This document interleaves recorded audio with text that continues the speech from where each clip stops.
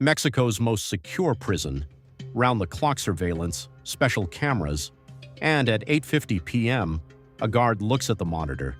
The shower area camera, empty. El Chapo was gone. It was his second escape from his second maximum security prison, and the world couldn't believe it again. Joaquín Guzmán, El Chapo, Shorty.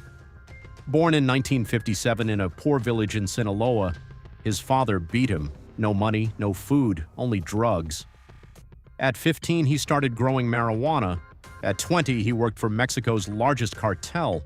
At 30, he founded his own, the Sinaloa cartel. His genius, tunnels. Hundreds of kilometers of underground tunnels under the US-Mexico border, with electricity, with rails, with ventilation, cocaine in fire extinguishers, heroin in cans of chili peppers, meth in car rims. Drug-sniffing dogs found nothing.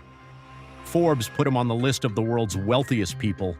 Net worth, $1 billion. The U.S. Treasury called him the most powerful drug trafficker in history.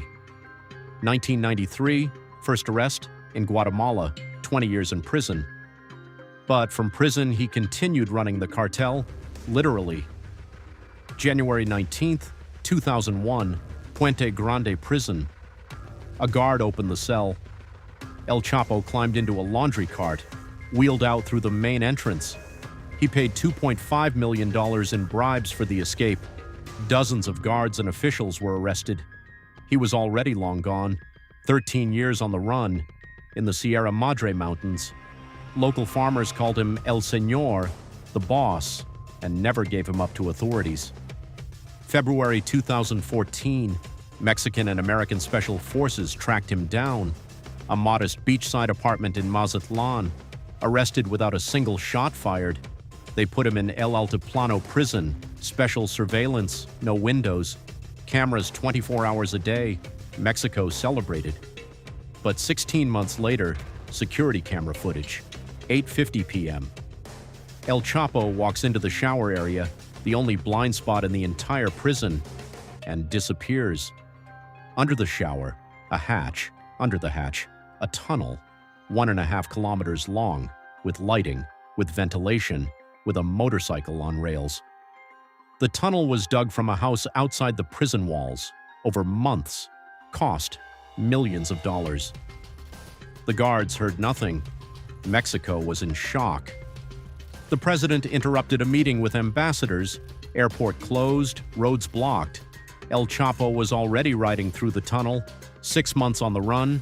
January 2016, special forces received a tip.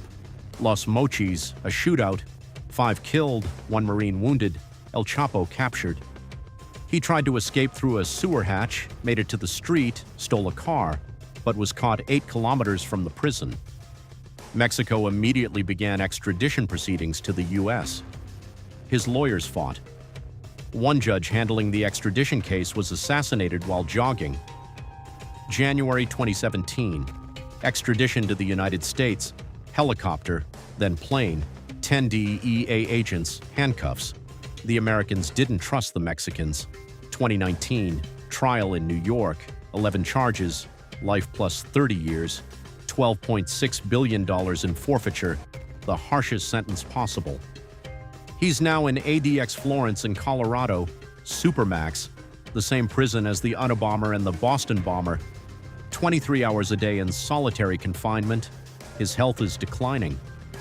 In 2025, his lawyers reported high blood pressure, insomnia, and anxiety. The Americans refused any concessions.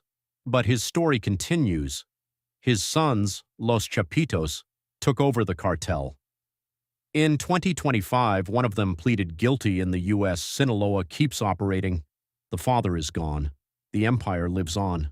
El Chapo escaped twice from 2 maximum security prisons, built an empire underground, bribed presidents, and in the end was beaten by an American prison that doesn't take bribes.